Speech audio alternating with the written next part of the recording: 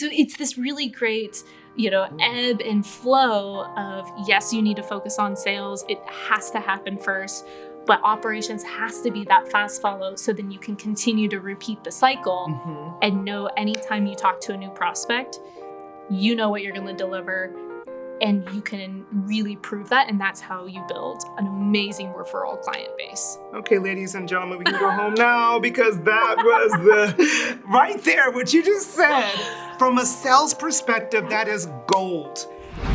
Welcome to the Sold Out Sales Podcast, the podcast that will equip both the seasoned sales professional and the more reluctant seller with mindset shifts and strategies needed to succeed in a competitive marketplace.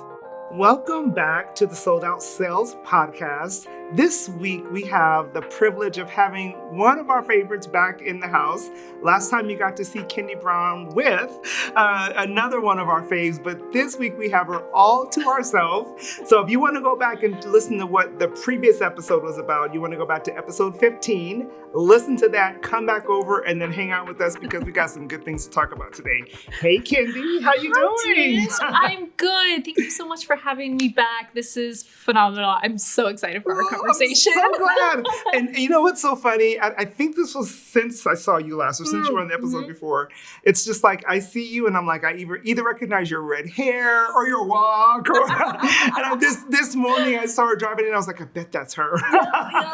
So I'm always excited to see you and always, glad to have a conversation. Thank so today you. I'm so glad that you're able to come back. Summertime, right? Yeah. Everyone's doing so many incredible things. So I'm excited to catch up and talk more. Yes. And it's just wonderful to see you. And we had such a good time on the last episode. And I was buzzing afterwards. So I'm so glad we're doing this again. Me too. So, I normally ask, what's the one thing we wouldn't find out about you if we read your bio or your website? But since we've had you here before, why don't you catch us up on something cool that you did over the summer? What was some of the things that you did with, BAM or whatever? Well, the only thing that has been occupying my brain and my time and my entire mental capacity is myself and my husband and another couple of business partners. We have purchased a new business. Ooh, say more. Yeah, we ended up purchasing Classic Promenade, which is a very high-level luxury classic car dealership for very astute collectors. Okay. So I just get to do classic cars every day. That's amazing. First of all, my husband and my son are going to be all over that. Come on by. So let me tell you about my youngest son. All of my kids are car guys, but my youngest son is the guy that he can look at a car, and when we're thinking, what color is it, he's telling us what kind of engine it has and how much horsepower. Yeah. When he was probably about 4, not school age yet, we were dropping off his big brothers at school. And we pull up to the school and he looks outside and he goes, "Hey, Mom, what's that?" And I said, "Oh, baby, it's a school bus." And he goes, "No, is it a Chevy or a Ford?" And I was like, this kid is different. Most times you start young. And yes. It's very similar. I wanted to know the cars, drive the cars, figure them out. Yeah. And it's finally a point in the career to be able to jump off and actually do it professionally. That's amazing. So I am sure we would have lots of fun conversations about cars. Yeah, for sure. You guys would have a blast for sure. Yeah. So tell me a little bit about what was the jumping off point? What kind of propelled you to because it's not like you're not busy. So as most serial entrepreneurs are, right? You have a million things going on and you're always looking to find the next stage of fulfillment and, having the moment of what haven't I done yet? I'm still fairly early in my professional career, even though I felt like I've lived dog lives in a lot of ways. But being able to purchase a business has been a long time goal of myself, my husband's, and our business partners. And we've been looking for the last couple years. And when I kind of ticked off what I wanted to do, it just happened to be the right fit. So it's a great blend of working with amazing humans, amazing people who really, truly love the hobby and they're enthusiasts and truly understand, provenance of classic cars. But on this other side, especially for our conversation, when we think about sales and building relationships and connections, but doing it in a way that can propel you to the next stage or your next goals that you have. That was really we're doing a lot of cool things. What's the next thing that we want to do that is going to take us to a totally different level? And stepping into the business truly has done that. Well, you're right on with me, because I wanted to talk about some of those things about how do we position ourselves in business to be able to do whatever that next dream is. But for those who haven't really heard before, don't know a lot about you, share a little bit about what your first business is. What is it that you do? And then let's talk about what do we need to be doing in our business operations to ensure we have the freedom and the finance to be able to make that next step. Yeah, absolutely. So on, the business card, right, I'm an operations consultant. I help businesses and entrepreneurs understand high growth and how to build systems, processes, and support their people to take that growth and allow them to thrive and not burn out and, kill it before the dream even begins. Right. In my background and really how I fell in love with operations, I spent the majority of my career in the tech startup space. So building very, very high growth, high stress, right? When you're taking on millions of dollars in funding and you have to perform against those metrics and those benchmarks. So, taking, a team from 5 people to over 150 people across the world, and also working with private equity and executives, building the business plan to be able to take what is now, but then 10x it into the next level while doing it sustainably and responsibly. So through that, then I took all of those skills and now working with entrepreneurs who are facing some of those pain points of feeling constricted, like you don't have enough time to do it all, and making sure that your clients don't suffer, that your finances don't suffer, and how do you break out of that shell to get over the hump into the next level.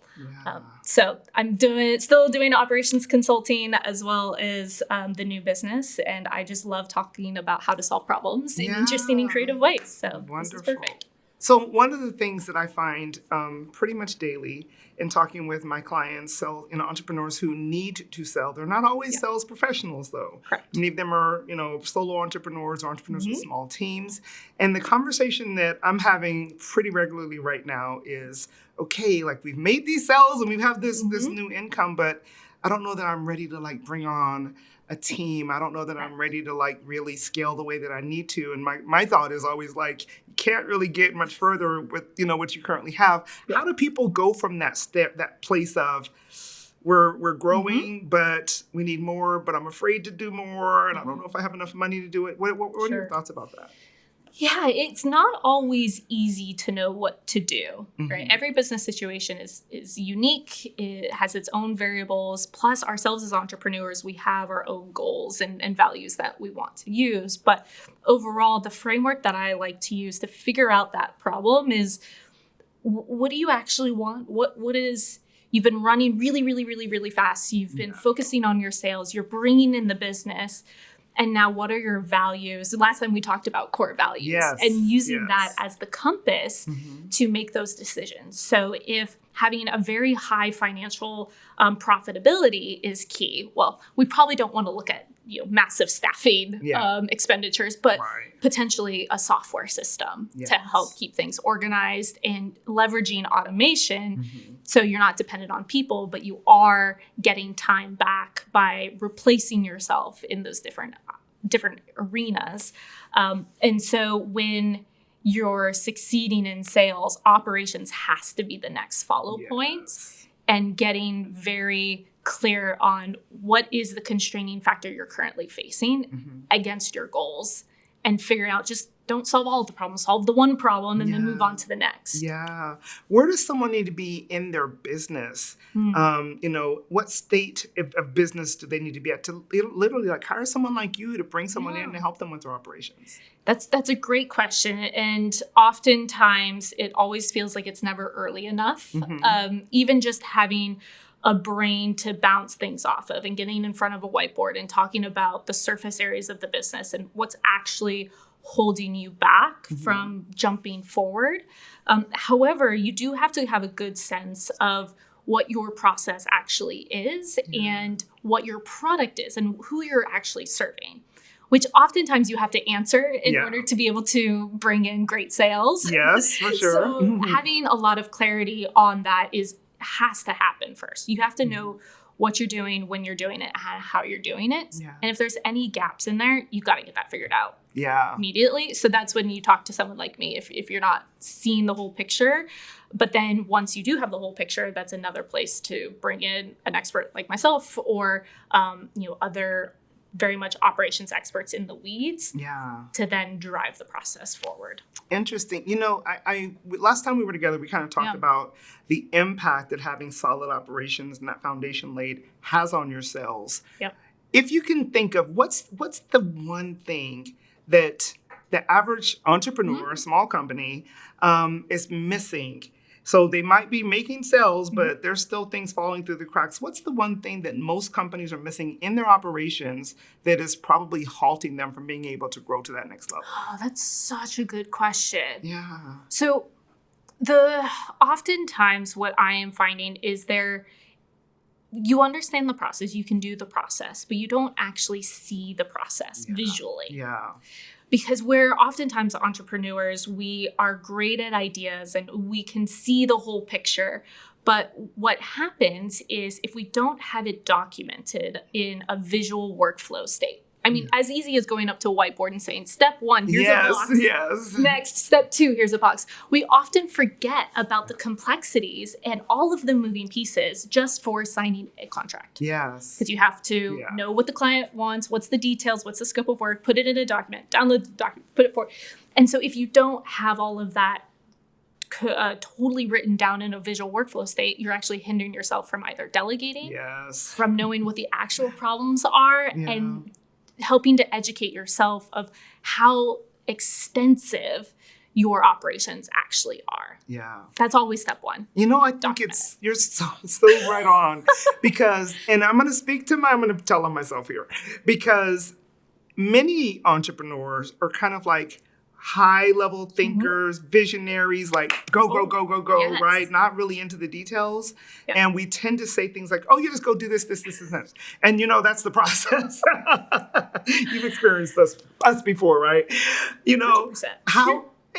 My question is, and again, this is a little selfish, but I'm asking because I know there are more people like me that are wondering the same thing.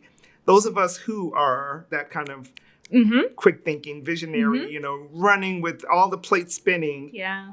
But need to have those things in place, the documentation, the standard operation procedures, all those things that will help our teams to be able to support us well. What's the best way to make those things happen and to slow down the entrepreneur who doesn't necessarily think that way? Yeah, I would say most entrepreneurs don't think that way from what you said. And I'm sure when you're working with your clients, you'll get on a call and we just dump.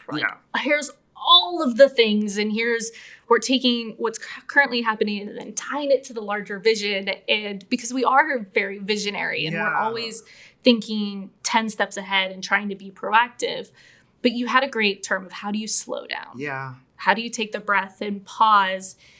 And you really have to force yourself to eliminate the distractions, give yourself a couple hours, and truly pick one part of your operations, one part that you think is going to be a good candidate for either delegation, that is in the back of your mind of like, why does this suck so much? Yeah. I feel like I'm clicking a million different buttons, and anytime this task comes up, I don't want to do it. Yes. And then you procrastinate, and then it creates more problems. And so you want to identify either great candidates for delegation, the areas that you find the most friction of, and time box yourself. And what I mean by time box is give yourself 2 to 3 hours, sit down, document the process, and start identifying pain. Yeah. What's holding you back? Yeah. What's costing you money? What do you feel is just like, I don't like this? Yeah. And name it. Yeah. Once we've named it, that's it. Yeah. There's no problem we can't solve. Right. Whether you bring in an expert, whether you solve it yourself, whether you plug it into ChatGPT of how do I solve this? What do I need to do? But entrepreneurs often are go. Yeah. And we have to slow down, to your point. Yeah. And just take the minute. And something that I did recently that was really helpful is I put together the process of what, what I feel like we do. This is what I feel like we do. And then I handed it back to my team.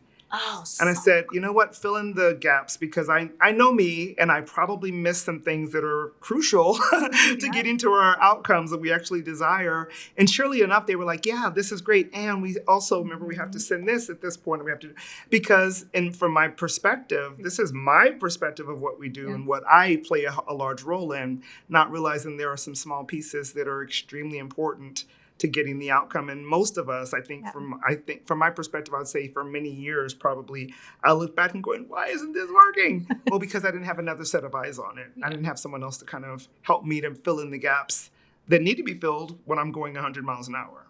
Absolutely. And especially when we're on the topic of sales, right? When you're trying to close deals and make sure that clients have what they need and being able to present yourself well, if you know that your operations is firing all cylinders, what does that change for your confidence level walking into those conversations and knowing that you can deliver everything that you've said to a client? So good. Yeah. So it's this really great, ebb and flow of, yes, you need to focus on sales. It has to happen first, but operations has to be that fast follow. So then you can continue to repeat the cycle and know anytime you talk to a new prospect, you know what you're going to deliver. And you can really prove that. And that's how you build an amazing referral client base. Okay, ladies and gentlemen, we can go home now, because that was right there, what you just said. From a sales perspective, that is gold. Have you ever gone to a networking event or a conference and found that although you made great connections and you walked away with a stack full of business cards, you still didn't have a real plan for how to get a good return on your investment of both time and money? Well, let me tell you, having a networking and sales planner is a way for you to be more intentional about the way that you network. Hey, I'm Susan Gladstein. I'm a functional nutrition and metabolism specialist, and I got connected with Tish because she is a rock star at systems and sales. And so I downloaded the planner to help get my brain organized as I went through a rebrand and launched a new course. And it's really helped me sort of get things out of my head and onto paper so that I can actually do follow-ups and not just rely on my brain. So far it's rocking my world and making my business systems that were non-existent actually have some sort of structure. So I love it. It's amazing. And I'm so grateful that our paths have crossed. I've been working with sales professionals for almost 15 years. And one of the things that I find is that when they don't have a plan, they do nothing. They sit at their desk and wonder what to do. Well, with this networking and sales planner, you have profit producing activities for every single day of the week. It tells you where to go, what to say, even gives you prompts as to how to interact with people that you don't know. If you're an introvert and you feel like this isn't for you, I have already thought of you, because I understand exactly how introverts think. So this gives you the tools enabling you to be armed with words, with language, so that you can make your networking more profitable. Hey everyone, Rachel Neighbors here from solo401k.com. And I wanted to take a moment to talk about how awesome this sales networking planner is that Tish put out. So as you can see, I have it on my Remarkable. That's my sort of e-ink planner. And this sales planner has been so helpful for me. So I'm an old school pay-per-click marketer. I do Google ads, Facebook ads, and I know how to turn advertising into profit. But I didn't know how to turn network sales into profit. And when I met Tish, this woman literally wrote the book on networking called, Networking is Not a One-Night Stand. And she's put that experience and that energy and those valuable tips into this networking sales planner. And I just think that it can be so powerful for you in your business. I know it's been really helpful for me and mine. One thing that Tish told me is, Rachel, when you meet someone, put them into your planner and then follow up with them like they're a lead that you've generated on Google Ads or that you followed up with or that you've generated on Facebook. And that has been so helpful and transformative in my business. So thank you, Tish, for this awesome planner. Maybe you don't even like networking. You say things like, networking doesn't work. Well, let me tell you, when you have a plan in place, you have some intention, and you have the tools to be able to make it work, you will see a different result. My new networking and sales planner is a game changer. It's the difference between you going to an event, wandering around and walking away without any purpose and without any new money, and walking into an event with a plan, with a purpose, and being able to convert new clients into your business. No one wants to feel inauthentic and pushy or even salesy when following up. So frequently we just don't do it at all. Well, the profitable follow-up formula, which is in the back of your networking and sales planner, will give you the tools and the language and the frequency with which you should be following up so that it feels very authentic. It feels genuine and natural both to you and to the people that you're reaching out to. Go to tishtimes.com/planner to get your digital or physical version of your planner. Hi, my name is Cheryl James from CL James Consulting, and I just want to tell you a little bit about how awesome this networking sales planner is.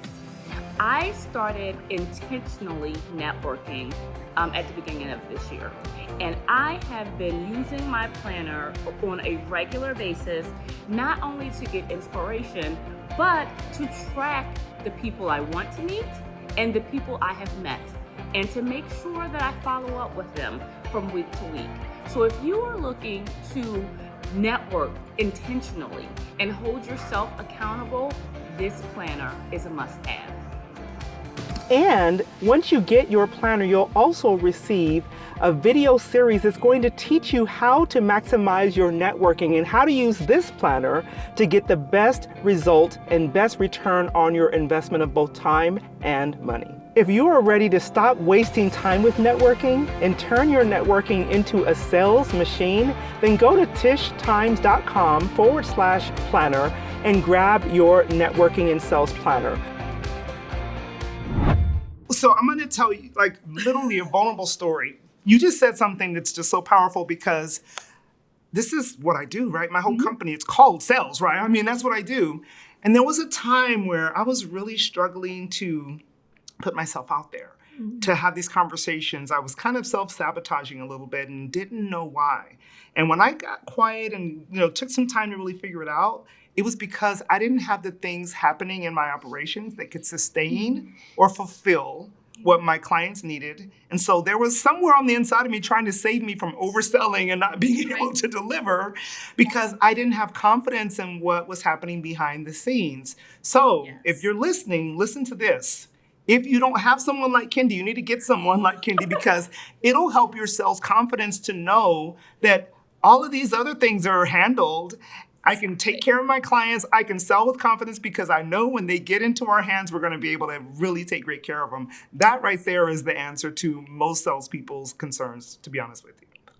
100%. Mic drop right there. That's exactly it. For sure.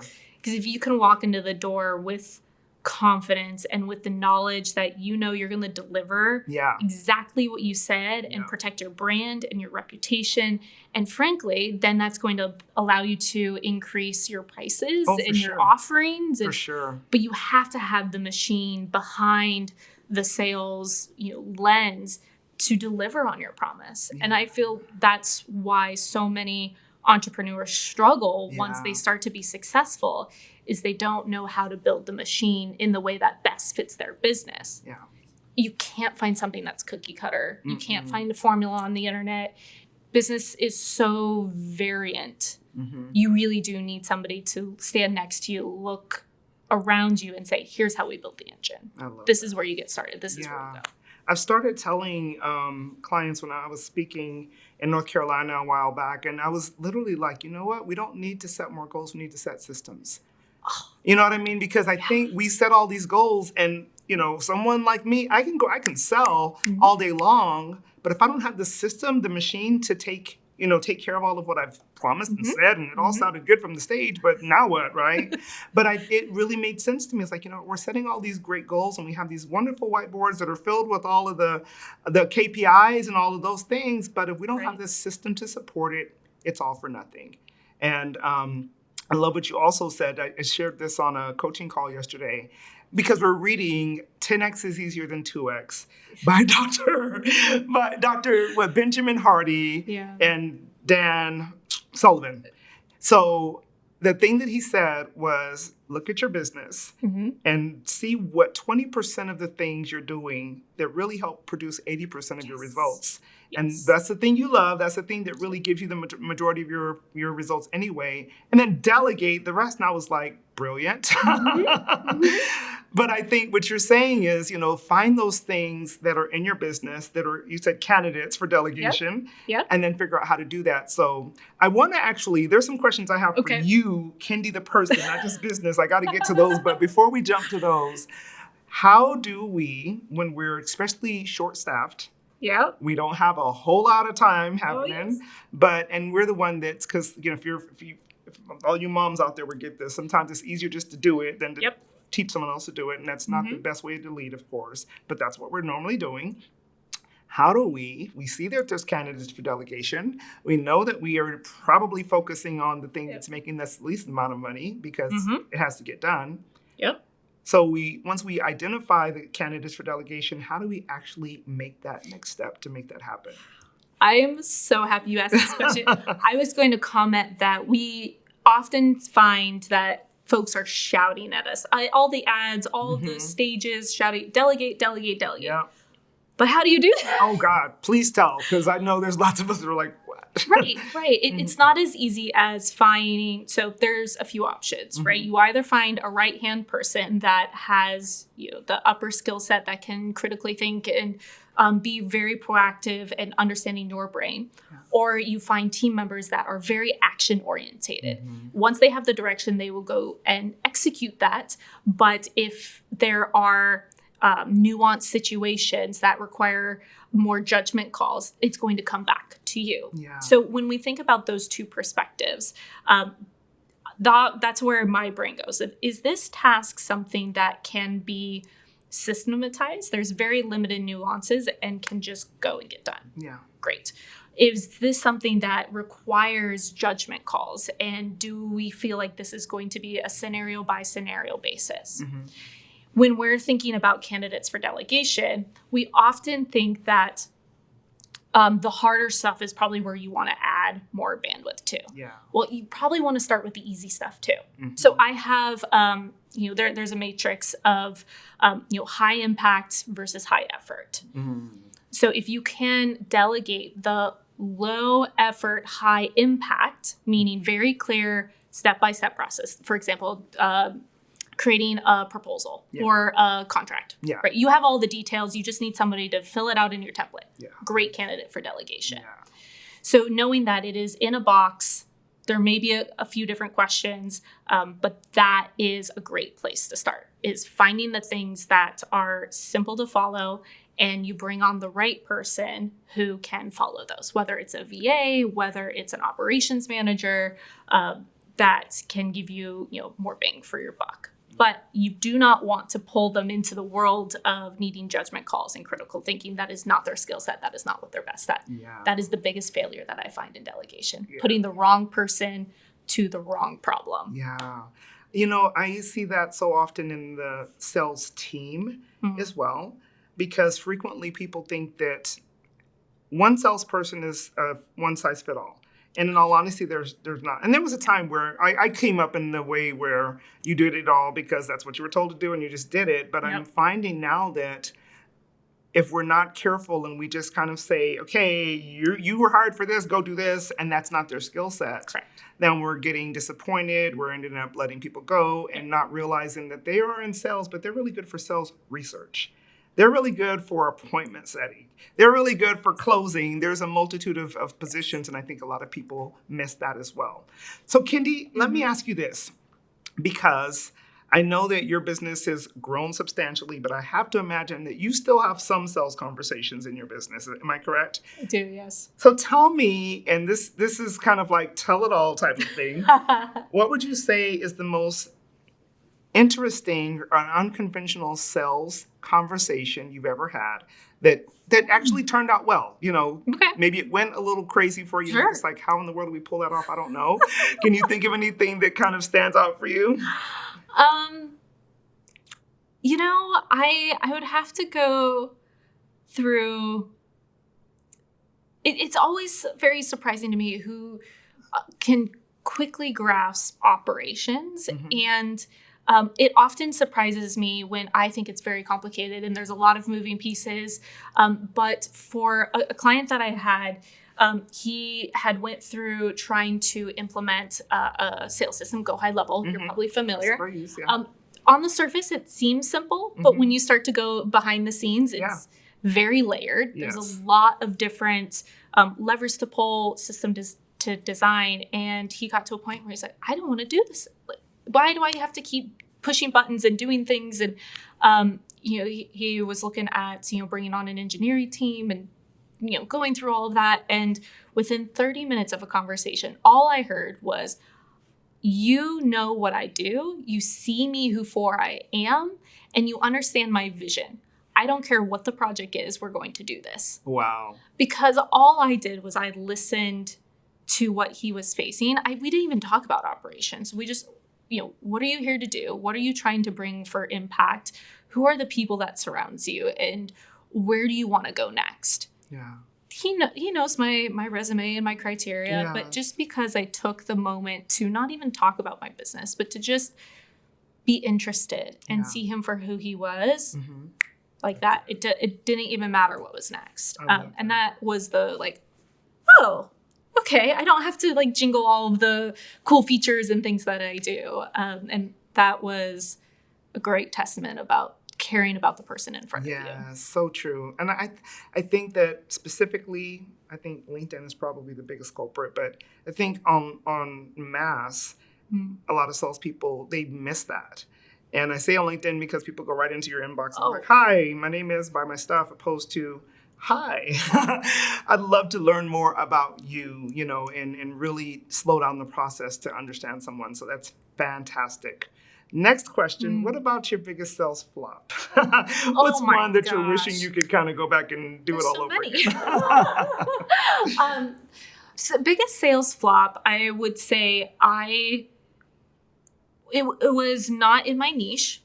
It was a stretch. I was feeling a lot of pressure to bring in dollars. Yeah. And most of us always feel that of where's the next deal. And I tried to make something fit that wasn't the right fit. And I didn't understand that the industry, I'm quite the problem solver and can figure anything out if you give me the time. But when it's an industry that you're going after that you don't truly understand all of the mechanics, then it hinders your problem solving skill. And so I overextended myself in that way and created a proposal that was not the right fit. And so, early on in the consulting world, I want to help people. And it's so hard to say no when it feels like it's not the right fit, but you could see it working out. Right. And I forced it through versus stepping back and saying, you know what, I could probably find a partner who's more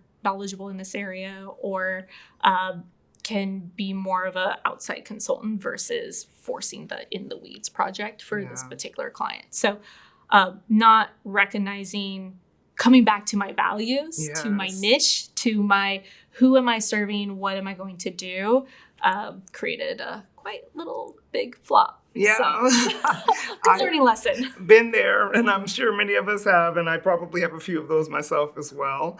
Who do you think is uniquely positioned for you to serve right now? Who is your ideal client? My ideal client is entrepreneurs who have very wide vision, but are having a trouble connecting I'm running 1,000,000 miles an hour, but why is the machine not following me? Yeah. I understand my product. I understand what we're doing. I've delegated, but something's still not clicking. I'm starting to lose money in my profits. I'm not making as much as I used to, even though I'm doing more work. I want to launch a new product, but how is this going to impact my current team and my current clients? Really those entrepreneurs who are trying to break barriers and are so in the weeds that they're not seeing the whole picture. That is the best case scenario, because just an hour with me will open up their eyes and show them the right problems to be solving. So that's who I love to work with. Those who are doing big things, have got it mostly figured out, and are ready for the next level. Love that. How does that person find you? Yeah, you can always just, shoot me an email. It's kendi@quadiconsultingco.com. You can text me.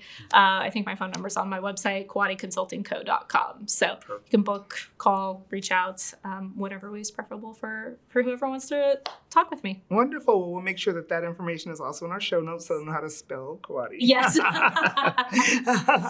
Thank you so much for coming back. I love having conversations with you so Tish. much. So This has been really lovely. It was fantastic. So we will see you all back here next week. Make sure you go back to episode 15, get caught up with Kendi. And if you are one of those people she just described, you got to reach out to her, because sales only work when the machine behind it follows. Right? Yep. So thank you all so much. We'll see you next week. Thanks for listening to the Sold Out Sales Podcast. I would be so appreciative if you would show me and my amazing guests some love by leaving a review on your favorite podcasting platform. Also, go over to tishtimes.com/resource page and make sure you pick up your sales and networking handbook, especially for introverts. Also, I'd love to continue this conversation, so make sure you connect with me on Facebook, Instagram, and LinkedIn. I'll see you back here next week.